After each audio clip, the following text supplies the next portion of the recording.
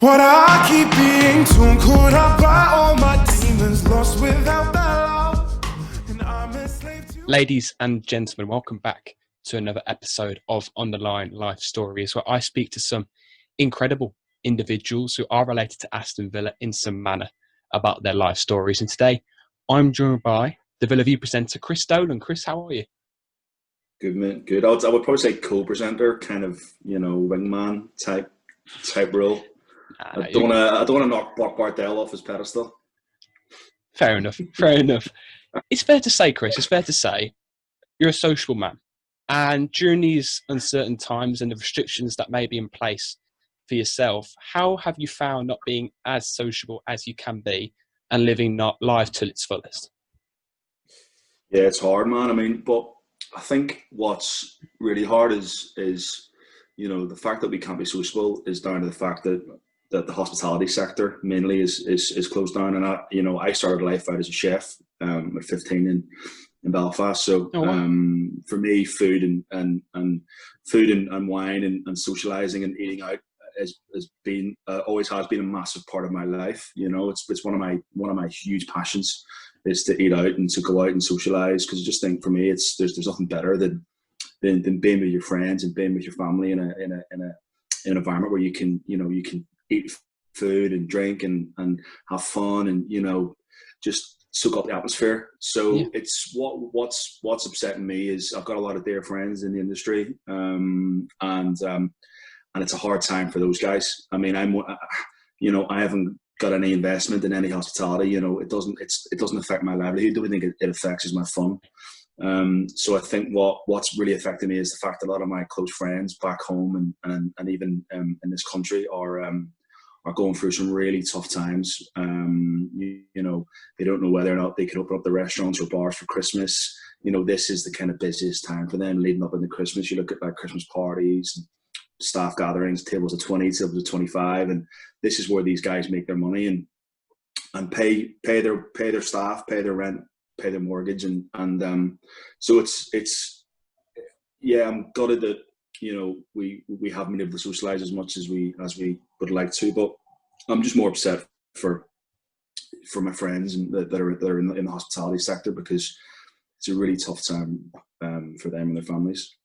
So how have you adapted regarding socialising? Because at the moment now we're recording this via Zoom, and potentially if life was normality would to resume, we could be potentially doing this in person. But how have you adapted to these current situations regarding business, regarding socialising, etc.? How have you adapted? Yeah, it's hard. I'm pretty blessed. I love my home. I love my flat. I love my wife. We've got a great, we're very happily married, and so I'm very comfortable. Also, I'm very comfortable sitting in. I also enjoy like sitting in and watching a box set and sticking some music on and having a few glasses of wine and having nice dinners and indoors, and living in London, we are very fortunate because London's kind of the epicenter of this country, and there's always things that we can do, and there's always great food that we can source, and we can, and listen, we've been very fortunate with there's a lot of really nice kind of takeaways around our area, and I actually think during lockdown it was a simpler way of life, and we had some great nights. I had some of the best nights in many years indoors with friends on Zoom, having Zoom quizzes and having Zoom just drinks over Zoom, and I think people got really creative, and it was great to see people's creative side coming out, and it was for all, I always try and look for the beauty within the kind of within the negative, and it's been a really tough year for a lot of people, but you always try and find a positive out of that, and I think the positives are that people don't need everything they have. Like we can live a very simple way of life, and we don't need to put ourselves under the stresses and that we have been putting ourselves on over the years. And I think this country we kind of work ourselves into an early grave, and you travel around Europe and you go to Italy and France and you see these guys like in their 70s and 80s, and their diet is like good bread, good olive oil, good wine, good coffee, good weather, and it adds on probably 15-20 years of their life, and so yeah, it's been tough, man. It's been really tough, but I've been really lucky, and I've had an income all the way through. My company have been phenomenal. They've looked after me so well. My wife's been working all the way through. She's in HR, so she's had a really tough, it's kind of intense time within the HR sector. And those guys have had it tough over the last couple of months because it's been really uncertain with jobs, etc. on the line. So, but no, we've been lucky, and touch wood, all of our friends and family have been, are happy and healthy, and there's been no real horror stories to speak of, which is a blessing. And but it's tough. It's a tough time, and but we've kind of learned to. I mean, as you say, like I'm quite a social guy anyway, so I always like to pick up the phone and ring my mates and FaceTime people, and I always check in on my mates anyway, because it's just part of my nature. I like to look out for my friends and look out for family, and I'd be very much be the person that would be the first one to call my friends. So in that sense, it's not changed me. I still like to FaceTime. I still like to call friends, and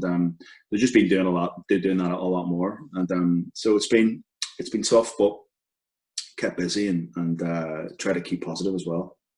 So the elements of you being sociable and elements of you having a strong relationship with your friends, with your family, and being regularly in contact with them, where in the family do you believe you inherited that from? Was that quite a common occurrence within your family? Lots of friends coming over, your family, the relationship with them? Not really. We've got quite a small family. I mean, there's only me and my brother and my dad.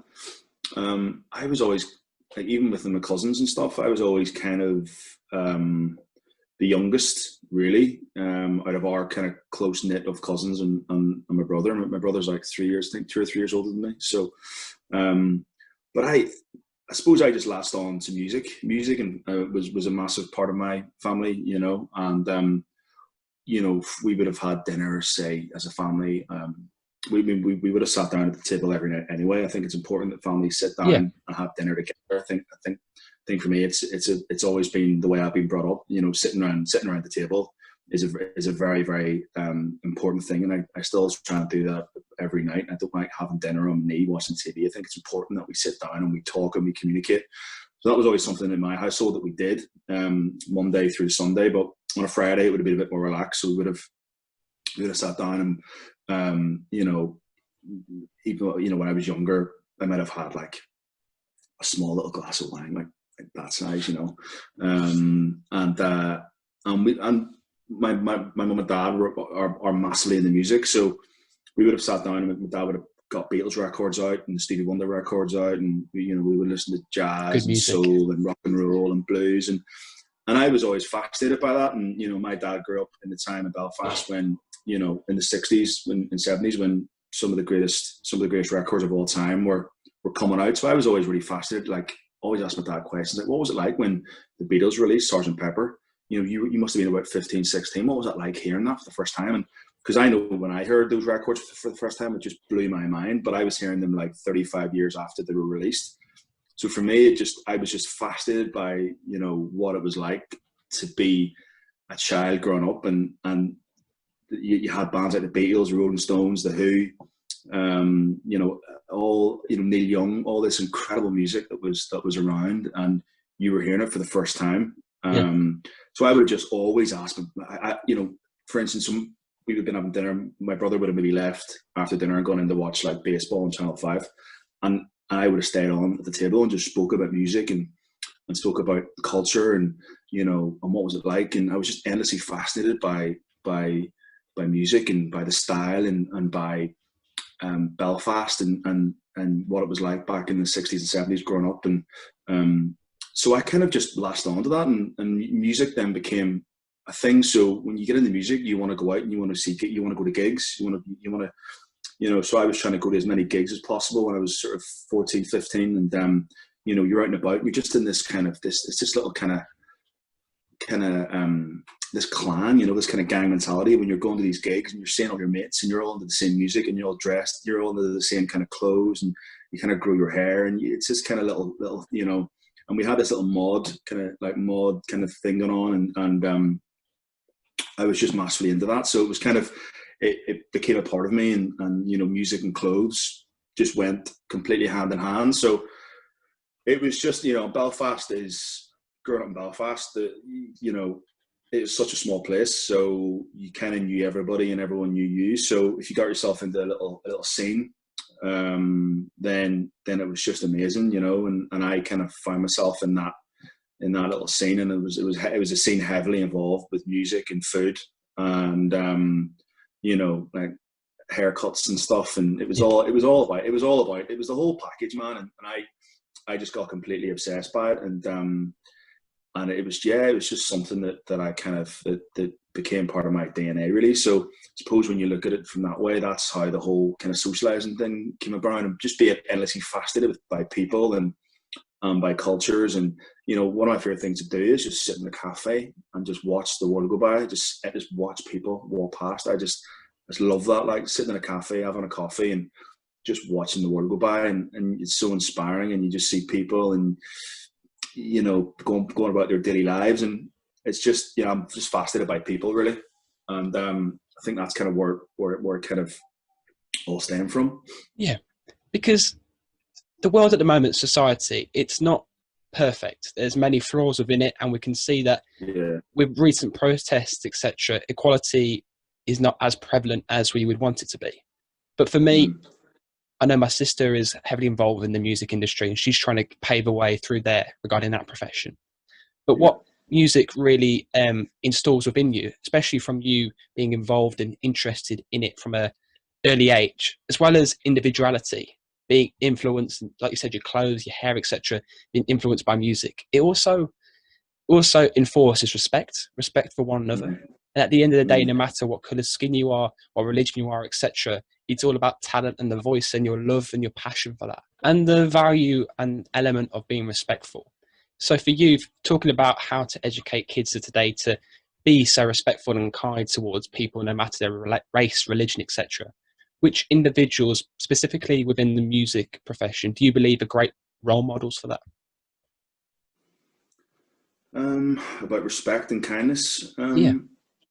I don't know. There's a lot. Probably people like Paul McCartney and Ringo Starr. Even John Lennon back in the day, talking about peace and love and trying to get that movement together. I think Ringo Starr's still very much his old belief is peace and love and try and be one and be together and be a community and be a nation together. So I think the Beatles, although there's only two of them left, I think you look at them over the years, and the message was just of love and love and peace and harmony. And I think those guys, to me, still the Beatles for me are still the greatest band of all time. And I have to say probably at the minute like Paul McCartney and Ringo Starr.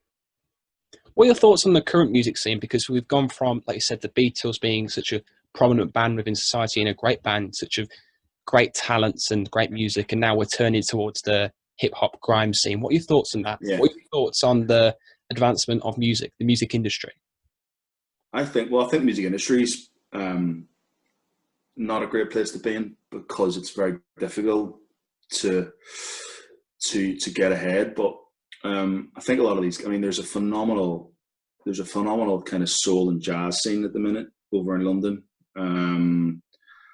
There's a couple of guys, like you've got like Lloyd Carner, for instance. These guys are all from Southeast London. A guy called Reuben James, who was on the Villa View, wasn't he? Yeah, he's a Villa fan. Unbelievable talent. He played for Sam Smith, actually. He played keyboards for Sam Smith for 7-8 years. Co-wrote a lot of stuff with Sam Smith. And then he's kind of gone out on his own now over the last couple of years, and unbelievable talent. And then you got people like Tom Misch, who I love, Alpha Mist. There's just there's an amazing scene, even Skepta, Stormzy. There's an amazing scene going on at the minute in London, the kind of a hip-hop, jazz, neo-soul scene going on at the minute. There's so much talent out there. Like, there's so much good music out there at the minute. And a lot of these kids, they're just doing it themselves. I think the beauty of what we have now that the music industry didn't have back in the 90s and early 2000s was social media. You don't need £5,000 worth of PR to get yourself noticed. You know, if you write a good song or a good melody or a good beat, you can post it up on SoundCloud, you can post it up on Instagram, Twitter. There's so many platforms now for these young artists to get themselves known. So the industry, obviously, there's not the money that there was maybe 25 years ago, but there's certainly it's a slightly easier way to get yourself known. You look at even like MySpace back in the day when you had like Arctic Monkeys and Lily Allen kind of making their names through MySpace. And now you've got Twitter and Instagram, which is a great platform. But now these kids, there's a great scene at the minute, great scene. I'm sure I've probably forgotten a few people as well, but there's just an amazing scene out there. And even over in America, you got like Kendrick Lamar, even Kanye's doing some great stuff still. There's a guy called Robert Glasper, who's a kind of a neo soul kind of jazz hip hop artist. Corey Henry. There's so much phenomenal music out there, and it's all heavily soul and jazz and kind of funk orientated. Because that's the best. That's where it's at, man. Like that's, you know, you look at those guys, you look at people like James Brown and Stevie Wonder and Marvin Gaye, and that whole soul scene is, you know, they're the greatest musicians on the planet. And yeah, there's an amazing scene at the minute. There's some great music out there. For yourself then, because this is your life story, what were some of your first experiences regarding, let's say, gigs, and what were some of the first artists that you became attached and affectionate towards and really loved as a kid? My first gig was seeing the Jules Holland Rhythm and Blues Band in Belfast in like '97. I remember I bought my first tub of Brill Cream hair gel that day, and I put so much on that my dad was like, "You got big clumps of it in my hair." Oh.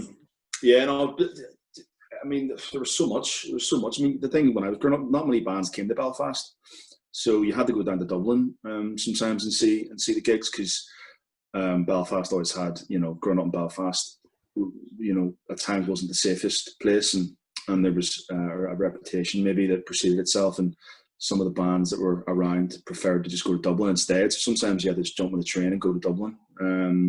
I saw some great gigs in Belfast, you know. Yeah, I mean, so many to even mention. Yeah, loads. I mean, like people like James Taylor and Michael McDonald, Crowded House, The Strokes, Libertines, Supergrass, Oasis. Yeah, like loads and loads and loads of amazing gigs. I saw the Verve when the Verve got back together. That was great. So, yeah, I've seen some amazing shows. But the one that probably stood out to me, there's a singer called Michael McDonald, who was in a band called the Doobie Brothers, who were massive in the 70s. Mike McDonald's one of the most kind of sampled artists of all time. Like a lot of the hip hop artists take a lot of his stuff and sample it, but he's just, yeah, he's phenomenal. And to see him, and also a guy called James Taylor, who's a very famous folk guitarist. My dad and I and my mum went to see him in Belfast about 15 years ago, and it was a really special gig. Yeah. Do you find them for yourself, because you talk about your love for music at start being jazz, etc.? Do you find that your passions change throughout time, throughout history, due to the progression of the music industry? You kind of go through phases. I mean, you know, you kind of grow and you find your own kind of, I don't know, I suppose you know, I'm 34 now, so you kind of develop and age, and you find your own way, you know. Look back at some of the haircuts I had over the years and like, what was I playing at, you know? But then, you know, it's all part of growing up and it's all part of learning, and you know. But yeah, I just go through phases. I mean, you always have your kind of seminal records and seminal bands that you go back to. But for me, music's the most important thing in the world, because, you know, people can't, if you've got a song in your head, people can't touch that. You know, it's that scene in Shawshank Redemption when he's doing time in the hole for like 3 weeks, and he has that track, he has that song in his head. He's like, well, they can't take that from you. They can't take that from you. And that line's always kind of stuck with me, because you know, if I'm having a bad day, just listen to some music or think of a tune, and you know, and nobody can take that away from you. And that's why for me, music's the most important thing for me. It is, you know, it's what I live for every day. You know, music, football, clothes, and eating out, and then the missus as well. She comes in like fifth, I think. Bit harsh. Joking. Fair enough. So, have you ever had the pleasure of meeting some of your musical heroes? Yeah, quite a few actually. Yeah, like moving to London in 2008. I worked for Paul Smith, who's one of the most kind of important British fashion, probably the most important British fashion designer of all time. And yeah, so we would have had a lot of people coming in, like Liam Gallagher and a lot of those real icons. Wow. I was lucky enough to get involved with a couple of bands, and I did some stuff for a band called Primal Scream, and I was sort of working with them for a few years and got to know those guys, and kind of go to parties, and you kind of end up meeting like Kate Moss, and you end up meeting all these people that you find yourself in a party with like Noel Gallagher at 3 a.m, you know, and you're like, what's going on here, you know? Yeah, no, it's been very, very surreal, very surreal. But the thing is, most of them are all. I mean, I've kind of become friendly with a lot of the guys. Like Paul Weller has always been a massive hero of mine growing up, and I got to meet Paul quite a few times. And I remember I was walking through Selfridges one day a couple of years ago, and I was walking out the side door, and I got this tap on my shoulder, and it was Paul Weller. Just said, "Oh, how's it going, man? I saw you walking past. I thought I'd come over and say hello." And obviously, like inside, I'm like, yeah, but you know, you just have to kind of play it cool. And yeah, so there's been some, honestly, man, like there's been some crazy nights out with some crazy people. You know, like being in a taxi with Chrissy Hine from the Pretenders at like 2 a.m, going to like a house in Marylebone, sitting around playing a guitar, you know, with like a load of mates. It's crazy, very, very strange. But yeah, I've met a lot of like Johnny Marr from the Smiths. I've hung out with Johnny Marr a few times, and you know, it's all very surreal. But the thing is, man, at the end of the day, they're all just normal guys. You know, it's the same with footballers. It's the same with footballers, and I'm sure we'll come on to football in a bit. But same as footballers, they all have bills to pay, and they all have kids, and kids have to go to school, and it's just the same. It's very, very similar. Like, you know, it's the one thing I've learned about moving over to London and hanging out with in that kind of environment. They're all just normal guys, and nothing's ever as kind of glamorous as it seems, you know. So at the end of the day, we all have to get up in the morning and, you know, brush our teeth and head out to work, and that's kind of the way it is, you know. You know, obviously we haven't got their money, but apart from money, you know, it doesn't always make you happy, does it? No. It's all about happiness and being happy and surrounding yourself with good people, great friends, and your family who you're honest and loving towards. That's what makes a great life, in my opinion. I totally agree, man. I totally agree. And you kind of get sucked into that kind of world. I got sucked into that world very quickly when I was 21, 22, and you ended up being at a party with like Liam Gallagher, and it just kind of freaks you out a little bit. And that's insane. Yeah, it's a bit mad. And you just you think they're your mates, but listen, they're all good guys. But at the end of the day, like I still only have like 4 or 5 like really, really close friends. But I've got a lot of like what we call fair weather friends, people you can ring and go for a beer with, or people you can go and hang out with, or people you can go and, you know, go to one of their gigs and hang out and have a beer with. But really, at the end of the day, you know, we only really have a couple of really close friends, and you learn that quite quickly. And I learned that quite quickly as well. I kind of got sucked into the whole kind of London bubble, the London party scene, and you can get thrown off pretty badly, and it's a pretty bumpy landing as well. So, but you have to go through these learning curves, and I did, and you know, I've got some great stories to tell, but I'm much happier where I am now. I'm a much better place in terms of stability and happiness, you know. Yeah, because on this podcast we talk about a major topic, which is being the best individual that you can be. So for you then, these experiences, did they help you to become a better human being? Yeah, totally. I mean, I look back at when I moved to London in 2008. I moved to London and I was 19. I was 20 actually. I'm 34. So I've been here like 13, 14 years. And it feels like another lifetime ago. Different person, another life. Yeah. But the thing is, like I was cooking from the age of 15. So I was cooking for 5 or 6 years in Belfast. I was going to catering college. I was working in restaurants. So whenever I was of an age in my early to late teens, I was just grafting. I was working like between college and working in restaurants. I was doing it like 6 days a week, 95 hours a week. Never really had a chance to properly socialise in Belfast. Didn't have a massive network in Belfast, you know.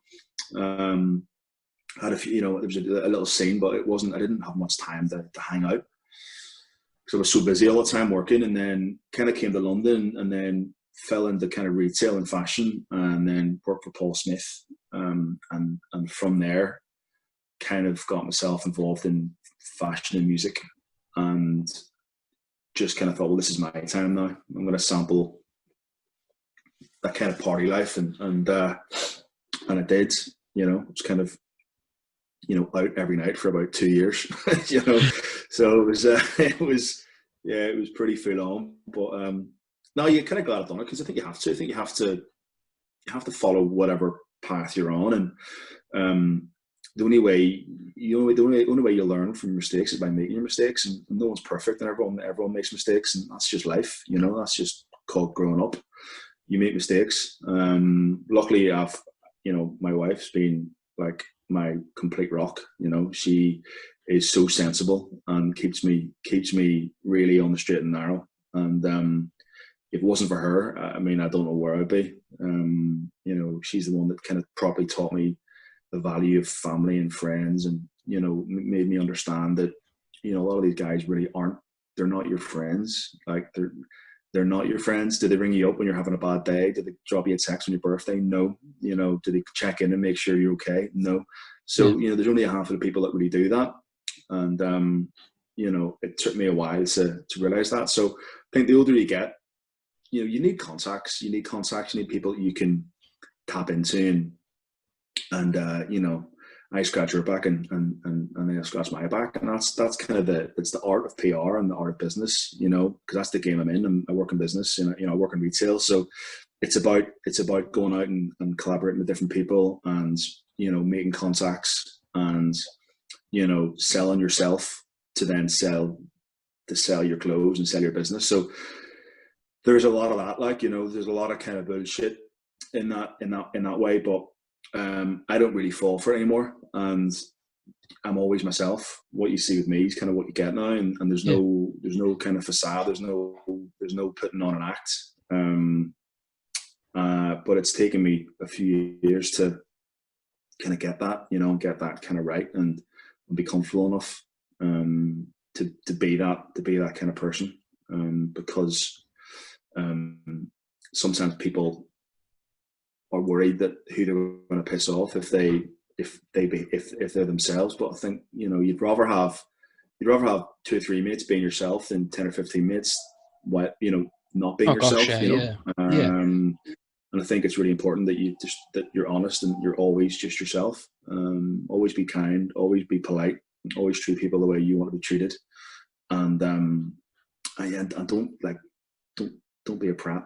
You know, just be a nice guy and be humble. And luckily, coming from Belfast, you know, people in Belfast will always remind you where you've come from. Always, you know, and that's the beauty about the Irish. They never take themselves too seriously. And you know, if you come home from London for a weekend and they think you're a little bit above your station, they'll tell Keep you in in check. no uncertain terms, which is what you need. You need a bit of a clip around the ear sometimes. And it keeps you humble, so it's good. It's great. Yeah, the importance of working hard, is that again reinforced by your wife, or was that something you're taught by your parents? But yeah, a bit of both, really. I mean, I also learned myself that you don't get anything in life without working for it. It just doesn't happen, and it's a thing that I kind of worry a bit about this generation. About everyone wants things instantly. They want instant success. You know, they want instant results, and things take time. You know, it takes 5, 10, 15 years sometimes to build a business or build a relationship or, you know, work on a project. You don't get things overnight, and, you know, nothing gets handed to you, nothing falls in your lap. And if it does, then you're one of a very select few that it does. It's all about working hard. It's all about grafting, being passionate, enthusiastic, and a drive, and never give up. Never give up. You know, we all have bad days. You know, we all have bad days, and it's the bad days that make the good days even better. Yes, so totally agree. You have to just work hard, and that's you look at people like Gordon Ramsay. You know, do you think he's just turned up and opened up restaurants? And all that guy worked his backside off. You know, he got dumped by Rangers at 16, 17 or whatever it was. You know, wanted to be a footballer. Rangers didn't think he was good enough. You know, had an injury, couldn't play football anymore, fell into kind of catering and cooking. And if you look at his CV and his background, the guy is an absolute. To be fair to Ramsey, he's probably he's like my big inspiration. Like his work ethic and his drive and his passion. I just learn so much. I watch his interviews, I study him, I listen to what he has to say, I look at where he's been, and you know, you have to just go through a lot of shit to get to the top or to get where you want to be. And you know, nothing like things don't come by just sort of coasting. You have to work hard, and you have to be enthusiastic and passionate. And you know, luckily I've worked for brands over the years like that I'm very, very passionate for, and it makes it easier when you're passionate for a brand or passionate about something. It does make it easier. That's why these great chefs and great athletes and great businessmen are so successful, because they're passionate about what they do.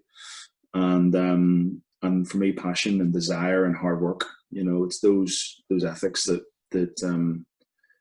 I try and instill into my team and my staff. And you know, even I have no kids, but I've got a couple of nieces and nephews, and try and instill that ethic into them. You know, work hard.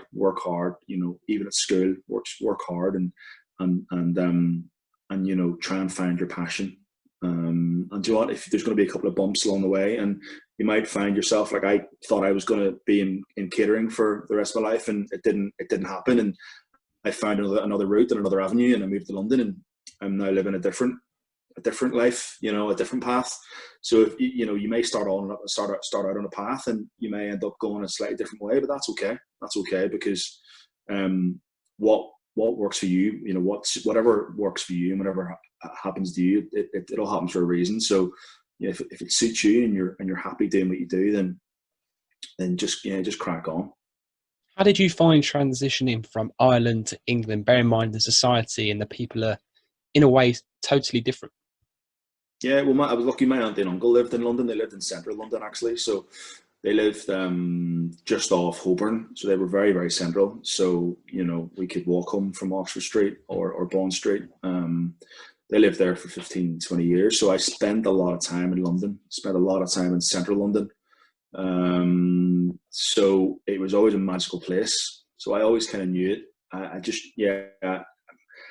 spent a lot of time in London as a kid, and so it was pretty straightforward. It was pretty easy, actually, in that sense, because I knew London and knew the city. But it was just, I suppose it was getting used to the pace and adjusting to paying rent, big rent, and you know, looking after your money, and you know, outgoings, food costs, travel.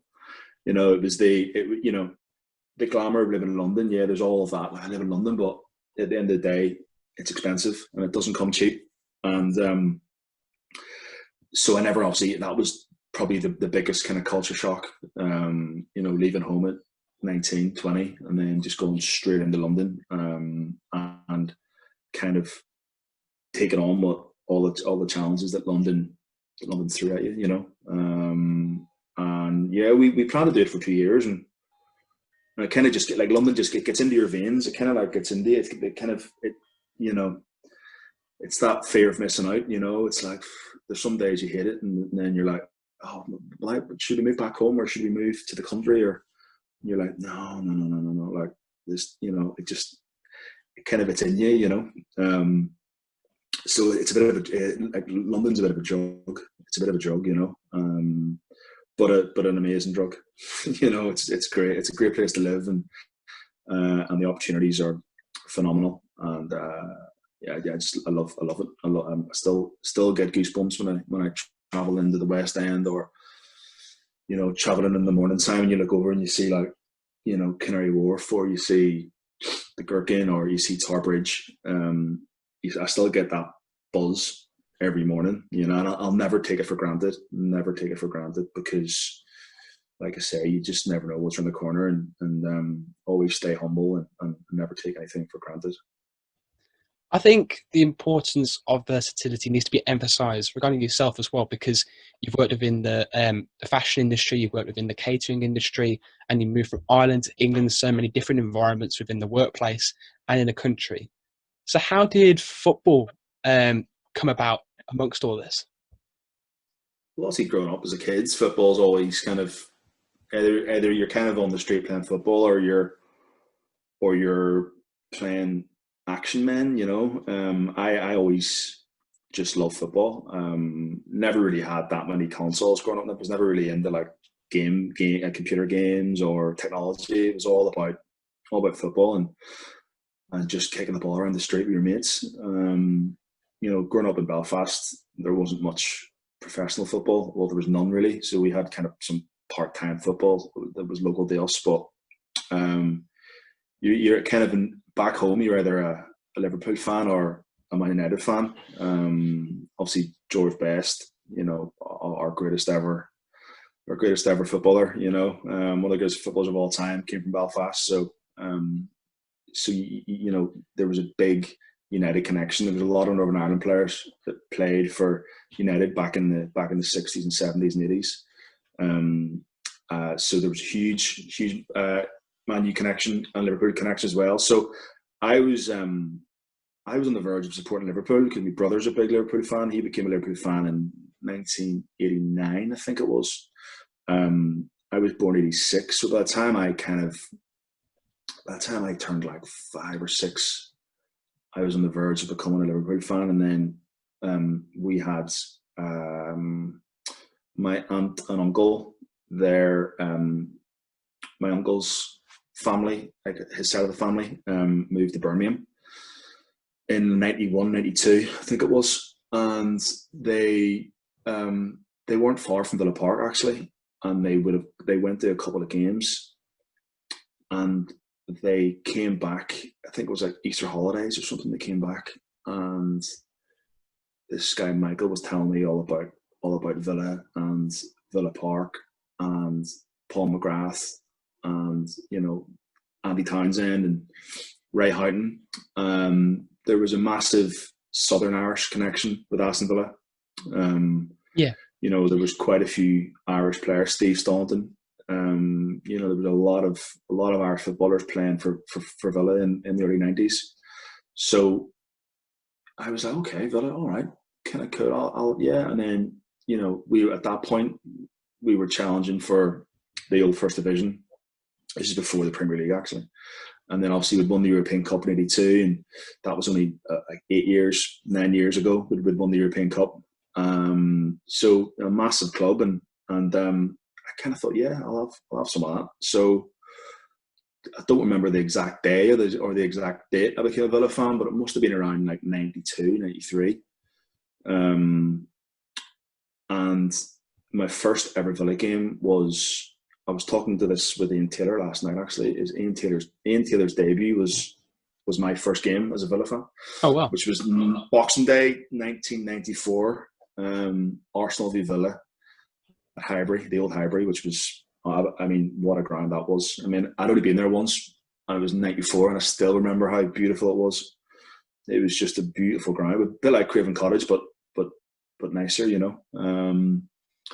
and that was it. Really, just kind of hooked ever since. It was hard, like growing up in Belfast. You could only really buy Liverpool kits or United kits. So because we luckily we spent a lot of our Christmases in London, my mum and dad could go to like the big sports shops in London and get Aston Villa kits, because obviously London you can get anything. So I was lucky enough to get pretty much all those kits from kind of 94 all the way through to kind of like 98, 99.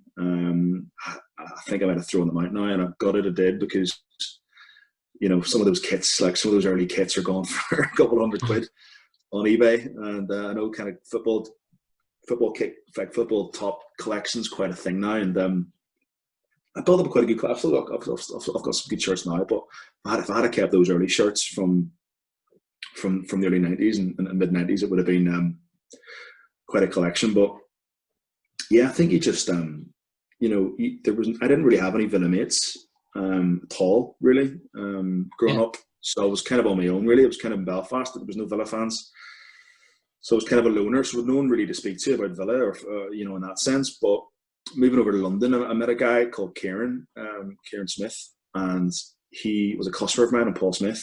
And he came in one day, and he kind of had a indie kind of muddy haircut, and he had like nice shoes on. And I said, "Oh, nice shoes and good haircut stuff." And we were talking about that, and then he said, I said, "Oh, where are you from?" And he's like, "I'm from Rugby." And I could hear that kind of like Brummie accent a little bit. And I said, "Oh, I support Villa." He goes, "Oh, me too." So we kind of like hit it off, really. And then a year later, I was in the concourse at Craven Cottage. This was like Paul Lambert's first season, I think. So it was like 2010, maybe 2011. Paul Lambert came in. Near that time, yeah. Near that time.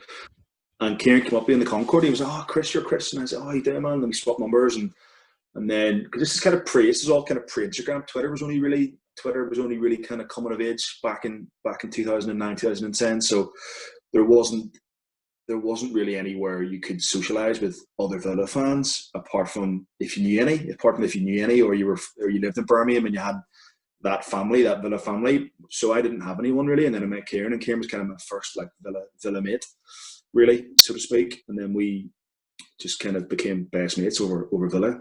And then and then I kind of met Ian Taylor and through Paul Smith, and then I met John Gregory through Paul Smith, and then I kind of built relationships with Ian and John, and kind of that was amazing. And then it was the season that we went down, actually, that season that we went down, and the Villa View kind of came.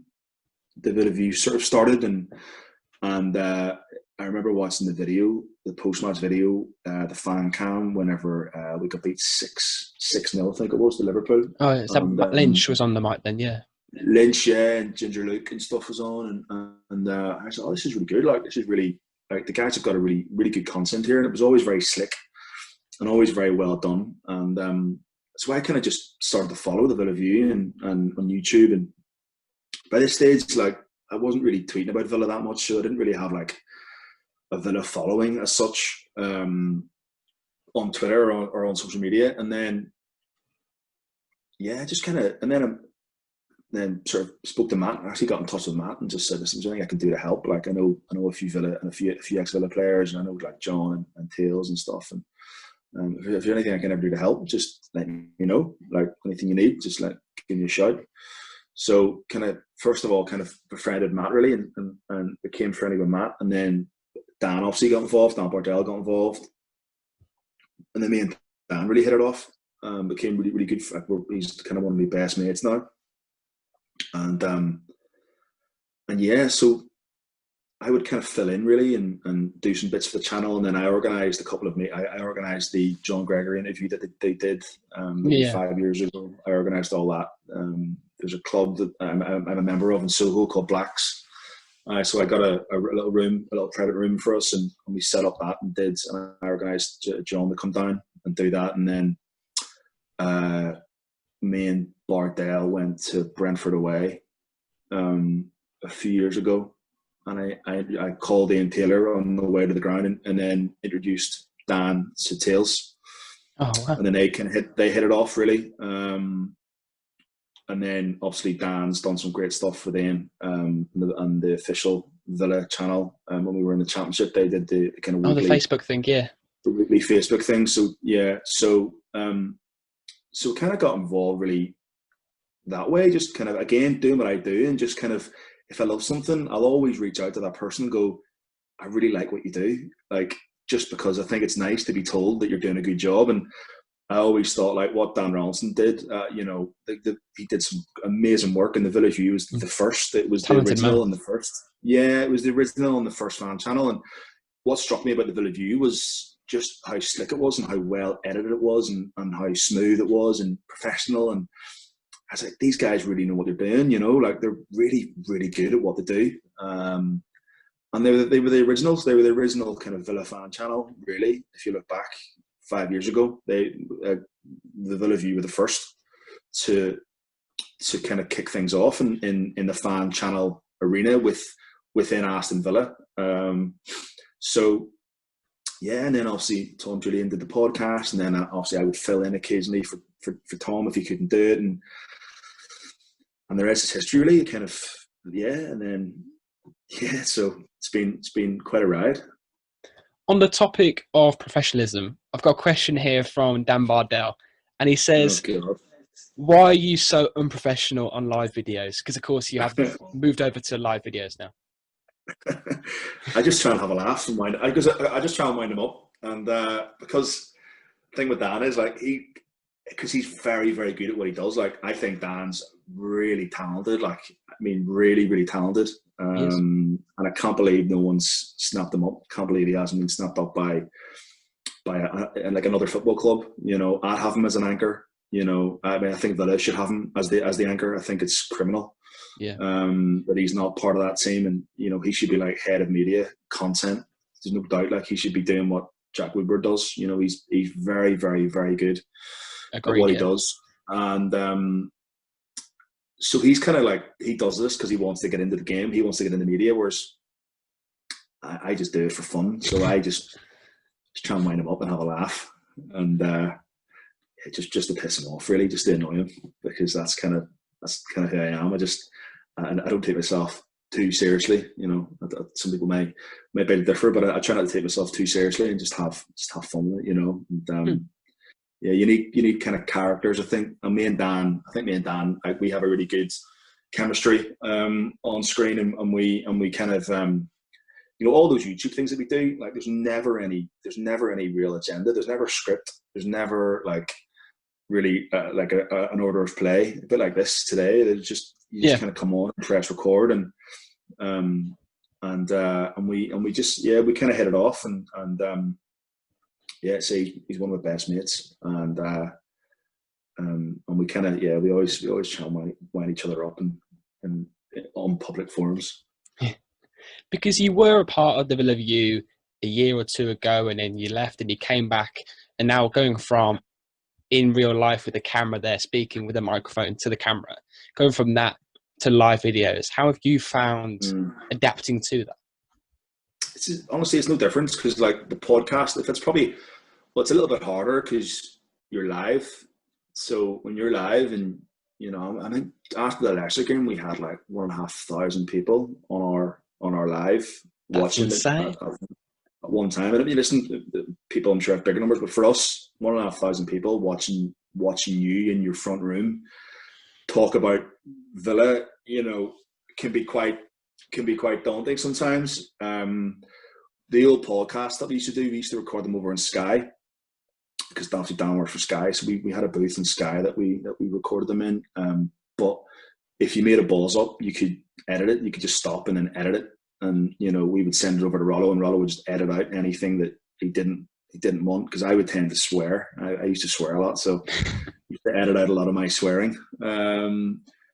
So I suppose it's the new way. It's the new way of going. But I mean, I actually kind of rejoined again about 2 months ago, and I think by that stage, everyone was so used to Zoom and so used to kind of Microsoft Teams. We've kind of spent the last 7 months talking into the computer anyway. Yeah. That it was a kind of a natural progression, really, and it didn't feel too weird. But no, I mean, listen, I left about a year ago because because I kind of wasn't really enjoying it. And the sad thing about social media is the negativity that comes with it, and people get very, very personal. With you, with me, with Dan, with people, like, you know, people can be really vicious and really nasty. And I just was like, I don't need this. I don't need it. You know, we don't get paid for what we do. We do it for the love of the club. You know, many nights doing those podcasts, like doing a 10-hour shift in work and then trekking halfway across West London on a wet Tuesday night to talk about us getting beat by Preston 3-0, you know. Yeah. Do it, and then coming home at midnight, and getting in at midnight, 12:30, and you know, getting back up again for work at 6 o'clock in the morning. You know, I don't need someone to tell me that I don't need someone to get personal with me if they don't agree with what I'm saying. I don't need that. And I just felt back then there was a couple of people that it was getting personal, and I didn't need it, and I didn't like it. And I just felt, you know what, I'm just going to step back here, because it does affect you. It really does affect you. And people, I know Dan's had some real shocking times. He's had it worse than I have. They start abusing your wife, and you know, and it's like, well, it's not on. Well, it's not on, like, you know, and it was pretty appalling and pretty intense. And I just felt it was the right time to step back from it. And then kind of since lockdown happened and you know, doing the lives, Dan got me on there just as a guest. It's like, do you want to come on and just have a chat? So I came on. I think I did the 2-0 defeat against United, and then obviously we decided as a channel to carry on in the new season, because again, people can't go to the matches. So we have decided, you know, in our own spare time to give people some content. And you know, we don't get paid for it. There's no you know, pot of money that we get. It is literally, we come on and we do it, and we do it because we love our football club, and we try and be and give a rounded and a classy view of what we've seen. We never, as a channel, like, we never dig out players, we never dig out opposition, we never dig out fans. It's not in my nature, it's not in Dan's nature, it's not in Tom's nature. You know, for me, as I said, we just try and be as genuine as possible.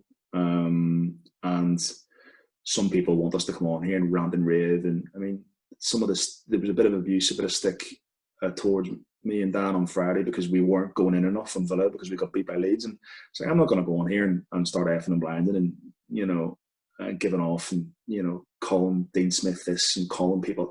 It's not, you know, everyone has bad days, you know, and I just think sometimes football fans take real liberties in criticising others. And, you know, like I said before, I'd like to see their performance in their work every day. I'm sure they don't have, they have good days and bad days.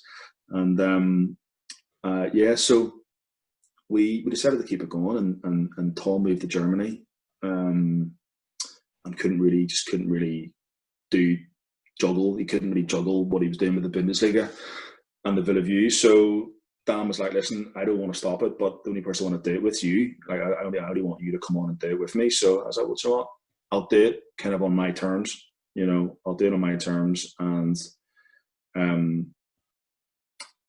we'll see how it goes. And it's been really good. It's been really good fun. Really good fun. You know, working with Purity and Luke as well. Really good guys. And it's been good fun. And you know, it's always easier when you win your first 4 games in a row. But it's been great, man. And even Leeds on Friday was kind of quite therapeutic. Saying I've gone on there and talking about the defeat actually made it a little bit easier when you're talking to people about it, because you can kind of get it off your chest a little bit. but it's been great, you know. And the channel's up to like 21,000 subscribers, Which is great. yeah, which is great. So listen, as long as I enjoy it, I'll keep on doing it.